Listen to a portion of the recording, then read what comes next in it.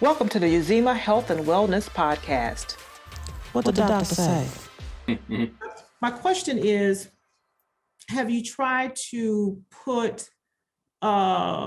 create a curriculum for whereby spiritual-based counseling can be more scientific-based, and then people can go to where they feel comfortable, but they are getting more of a scientific structural approach to the therapy?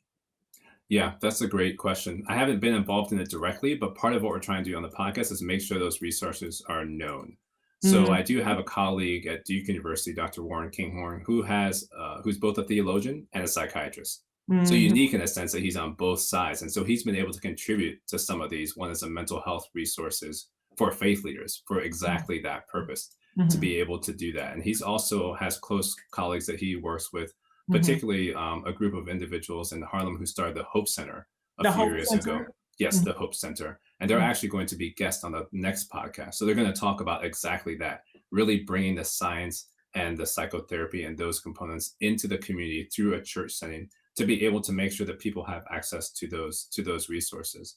Another great project is the Imani project that was started by colleagues at Yale with the same type of thing, actually doing substance use recovery work in church settings and partnering between mental health professionals and pastors in those settings. So I think everything you're saying is exactly right. And it's really making sure that people feel equipped.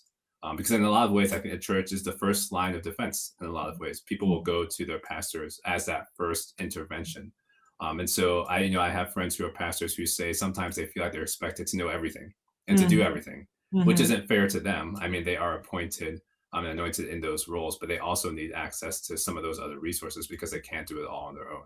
So it's on a lot of us who are neuroscientists, who are clinicians, who are mental health experts, to be able to partner with those individuals to make sure that we make those resources available. Hi, Uzima family. If you like what you're seeing and what you're hearing, subscribe to our channel. Hit the bell icon below to be notified of our recent videos. What the doctor say?